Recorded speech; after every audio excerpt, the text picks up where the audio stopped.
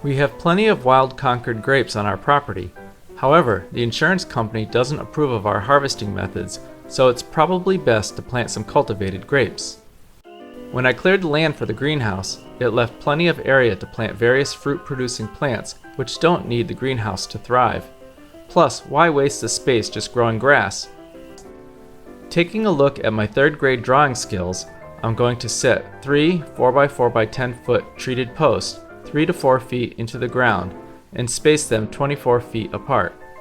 This will allow for 8 plants in the space. Then I'll string 12 gauge galvanized wire starting with the first wire 42 to 46 inches from the ground, then space the other two 12 inches apart. The plants can be spaced 6 feet apart, and over time the vines can be trained along the 3 wires.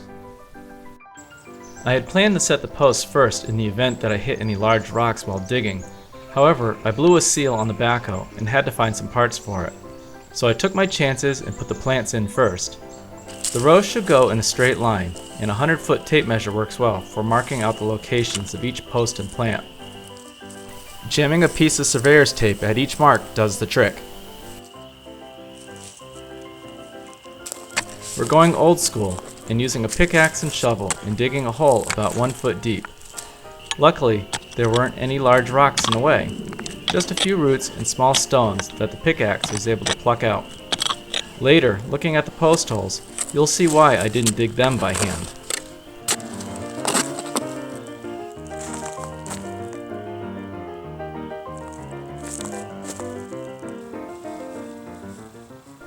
Planting the vines is fairly easy. I got these seedless Concord grapes from Gurney's for half price. I just remove the fiber that's used for keeping the roots damp, spread out the roots a bit, and set it in a hole so that all the roots that emerge from the vine will be just below the finished level of the soil.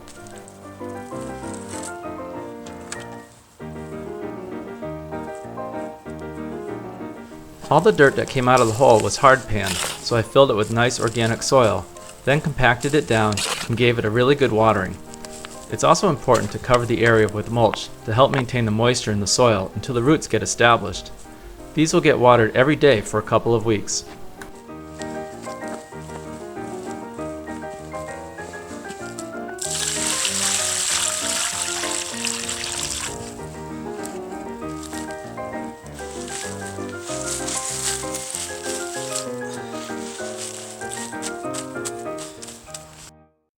The actual work of planting the vines is quick. It's the preparation of digging out all the rocks that takes all the time.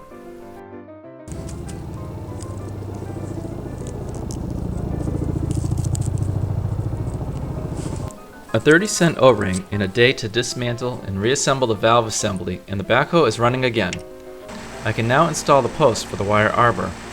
It may not be the fastest backhoe, but it beats digging through the rock with a pick and shovel.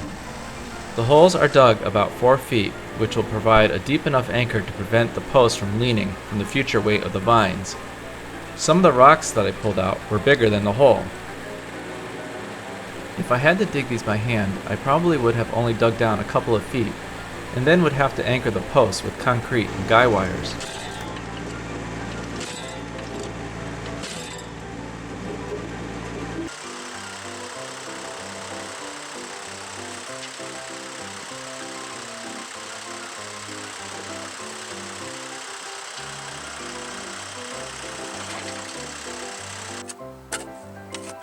It seems like a really big hole for a post, but without an auger with rock drilling bit, it's probably the easiest way to set a post.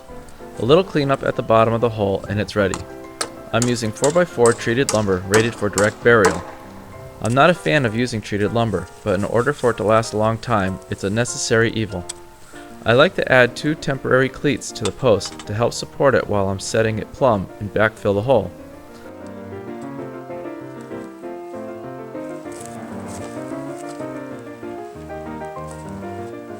I also like to drop a few rocks around the base to hold it in place when I start to fill it in. I'll fill the hole several inches at a time and compact it between each layer, then clean up the area with some more wood chip mulch.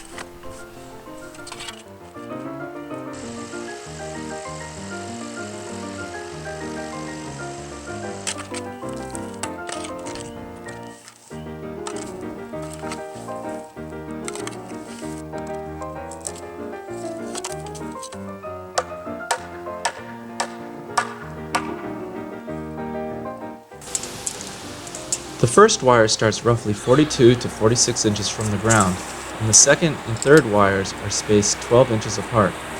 It will be the perfect snacking height for the deer. At each marking, I'll drill a 3/8 inch hole through the post and then put in a 5/16 inch eye bolt.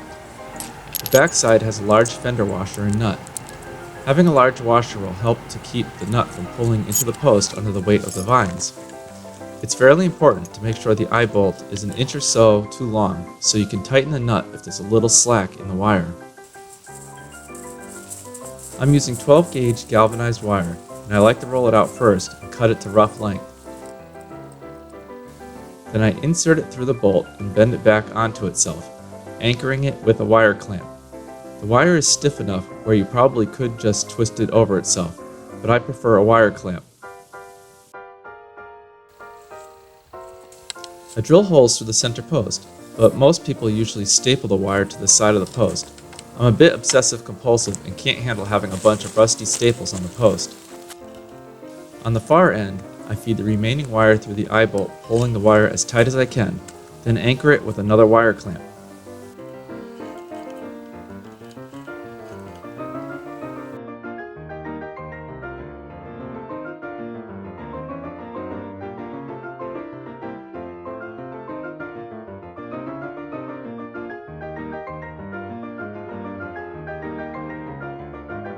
The nut on the eye bolts can be tightened if there's any extra slack in the wire, but if there's too much slack, it can be brought tight by pulling the wire tight through the eye bolt and resetting the cable clamp.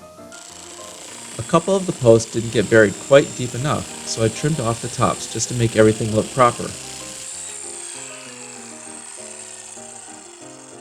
Lastly, I like to tie ribbon onto the wire to help prevent people from walking into them. So that's about it. It's going to take a couple years for these grapes to mature and get up to the wires, so a little patience is in order. You can see here, a few weeks ago I planted these and they are now starting to bud, so they look really great and healthy. Thanks for watching, and we'll see you soon.